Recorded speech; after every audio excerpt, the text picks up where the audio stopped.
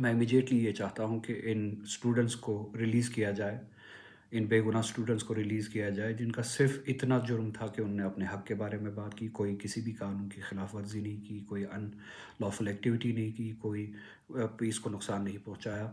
तो आज जो आपको करना था वो आपने किया। इन स्टूडेंट्स को इमीडिएटली रिलीज़ किया जाए, इनको अपने घर जाने का हक़ दिया जाए, या अपने घरवालों के साथ जाके मिलें, अपनी ज़िंदगी को फिर से उसी लिहाज से शुरू करें। दूसरा ये मैं एक सवाल पूछना चाहता हूँ कि ये किसके कहने पे हुआ आज जो कुछ भी हुआ, स्टूडेंट्स के डिटेंशन, मेरा हाउस अरेस्ट, ये सब इंटिमिडेशन, ये किसके कहने पे हुआ?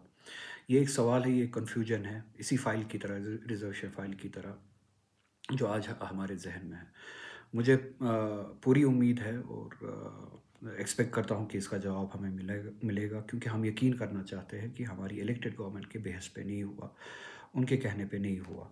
और ये सब कुछ जो हुआ वो नाम नहाद एलजी एडमिनिस्ट्रेशन के बेहस पे ही हुआ। उसके लिए 2-3 सवाल बहुत ज़्यादा ज़रूरी है, जिनका अगर जवाब मिलता है, मुस्बत जवाब मिलता है, तो इट इट गेट्स क्लियर कि जो हमारी इलेक्टेड गवर्नमेंट है, ये उसके कहने पे नहीं हुआ। पहला सवाल ये कि अगर आप ये कहते हैं कि ये रिज़र्वेशन पॉलिसी के हवाले से आप बहुत ही सीरियस है, और मैं डिटेल्स में जाना नहीं चाहूँगा कि अभी इस साल तक क्या हुआ, एक साल तक क्या हुआ। और जैसा कि मैंने कल ही कहा कि जब आप में से कुछ लोगों ने मुझे एजेंट बुला के, दिल्ली का एजेंट बुला के, और मेरे ख़िलाफ़ उस तरह की बातें करके ये कहा कि ये फ़ाइल अब एलजी के पास है, हमारे पास नहीं है, जो कि आप पिछले 2-3 महीने से कह रहे हैं। मैं आपसे ये सवाल करूँगा कि कोई भी डिसीज़न जम्मू कश्मीर के हवाले से, जम्मू कश्मीर के लोगों को उस डिसीज़न के जवाब में सिर्फ़ अब यही सुनने को मिलेगा कि फ़ाइल एलजी के पास है। अच्छा ठीक है, फ़ाइल एलजी के पास है, आपका थ्रेशहोल्ड क्या है? क्या आप किसी मुकर्ररा वक़्त के लिए इंतज़ार करेंगे उस फ़ाइल के अप्रूवल के लिए?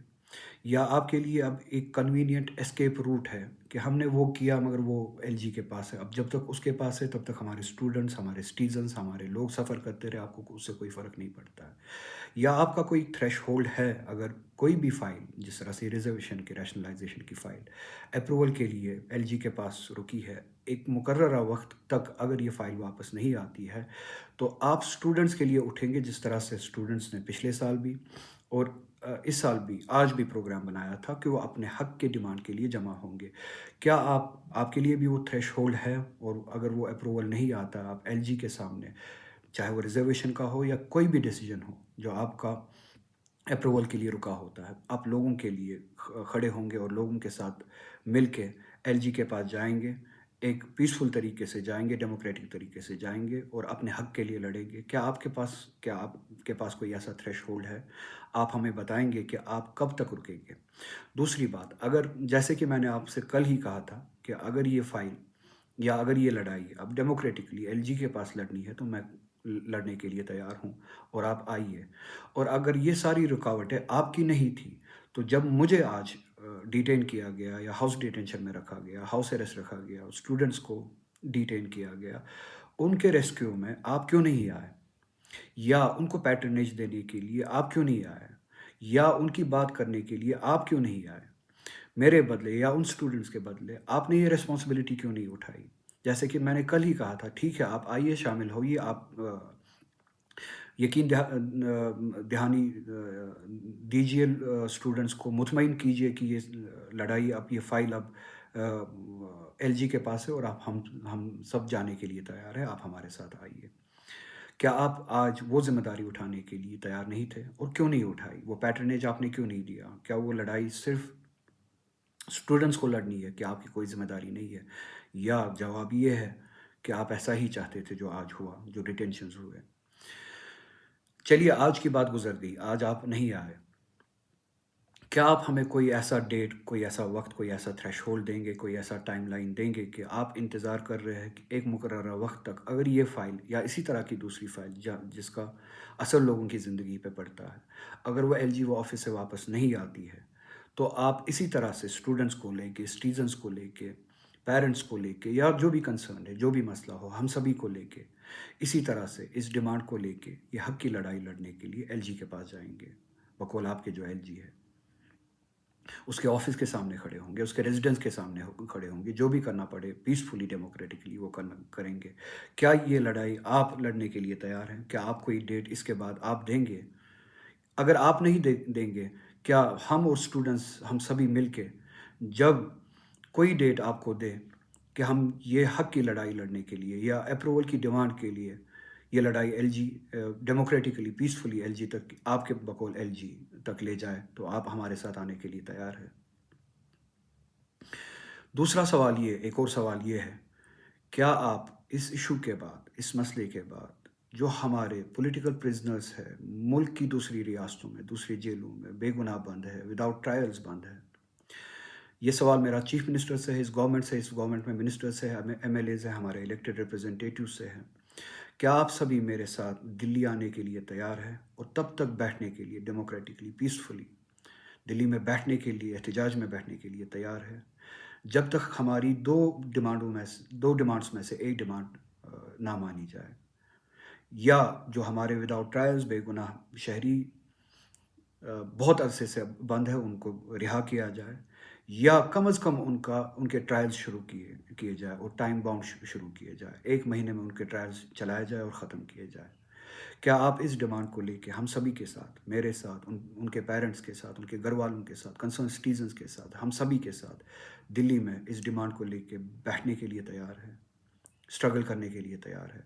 अगर तैयार है, या तो आप तारीख दीजिए।